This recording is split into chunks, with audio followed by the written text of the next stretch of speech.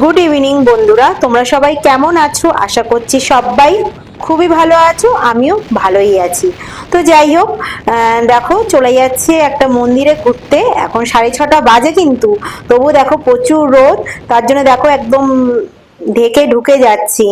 ভাবলাম তোমাদের সঙ্গে একটু শেয়ার করি। তো আমরা একটা যাচ্ছি মন্দিরে, আগে অনেকবার মানে দুবার গেছি এই মন্দিরটা, অনেকটা দূর এখান থেকে, তবুও গেছি, বেশ ভালো লাগে।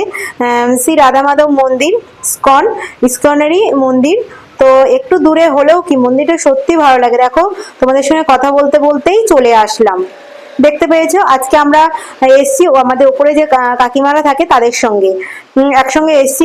কাকিমারা কোনোদিন আসিনি আগে, তো বললো চলো। আগে একবার যাওয়ার কথা, মানে অনেকবার ঠিক হয়েছে, কিন্তু সেটা ক্যান্সেল হয়ে গেছে। তো ফাইনালি আজকে আসা হয়েছে এই মন্দিরে।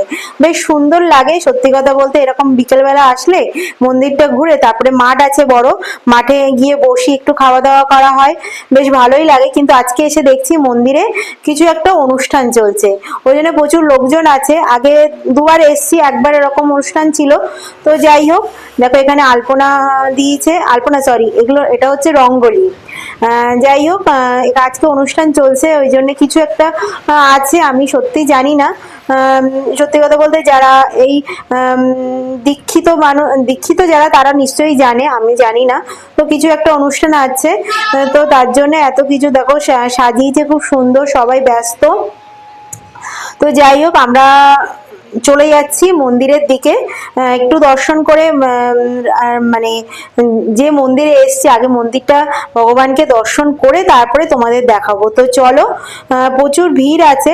ভিড় বলতে তোমরা দেখে এই বুঝতে পারবে মন্দিরটা। চলো আগে প্রবেশ করি।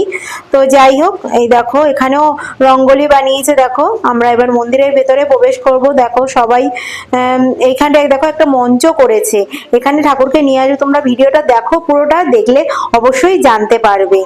তো যাই হোক, এই যে দেখো আমরা মন্দিরের ভেতরে প্রবেশ করব।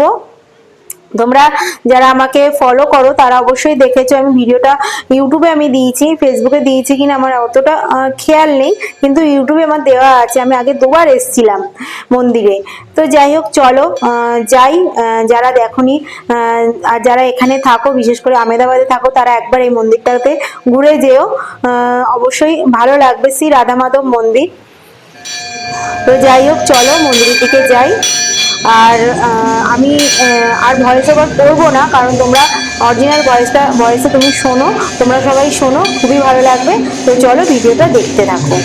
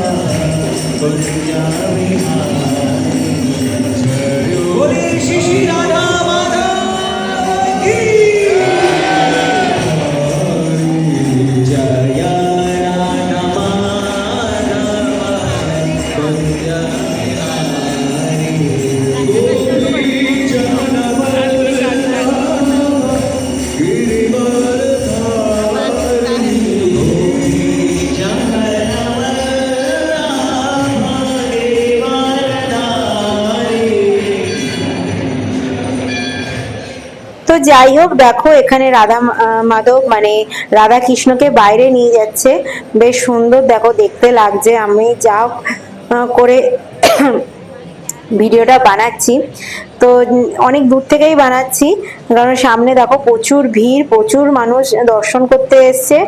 তো যাই হোক ভালোই লাগছে।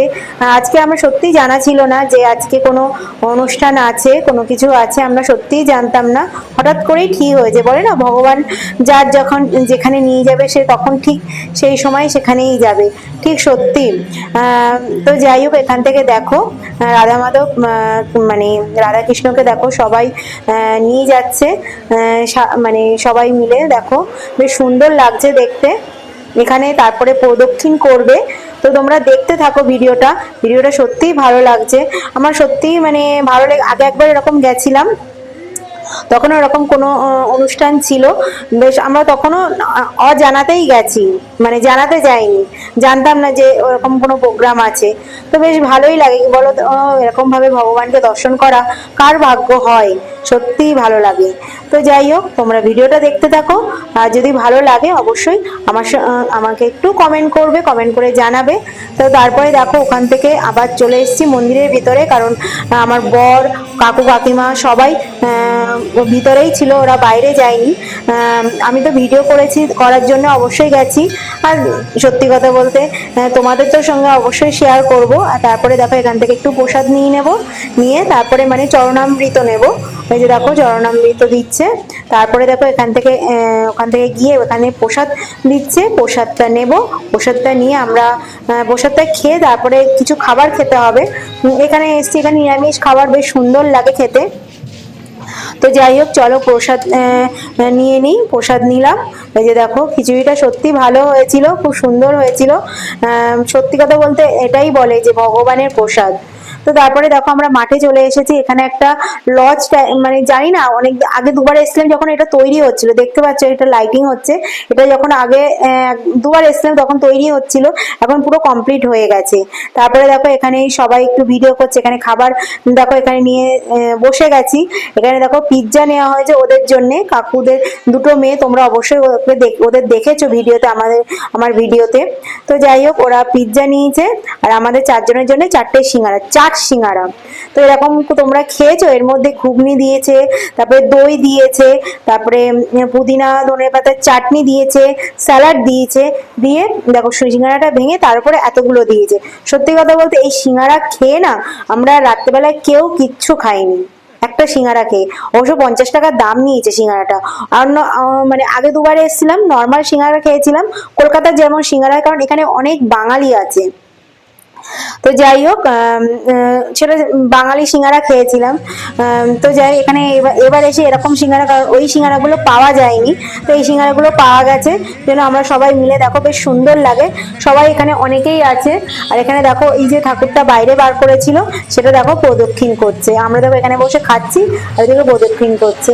তো যাই হোক আর কি করা যাবে, তোমরা হয়তো অন্য কোনো কমেন্ট করতে পারো, তো সেটা আর কিছু বলার নেই, কারণ আমরা খাচ্ছিলাম, আমরা তো জানতাম না প্রদক্ষিণ করছে, তো ওই জন্যই দেখলাম। দেখো দেখো এখানে সবাই নাচ করছে, মানে ঠাকুরের নাম করছে। তো যাই হোক চলো ভিডিওটা কেমন লাগলো আমাকে অবশ্যই কমেন্ট করে জানিও। তো চলো টাটা, দেখো এখানে সবাই অনেকেই বসে আছে, তো চলো টাটা।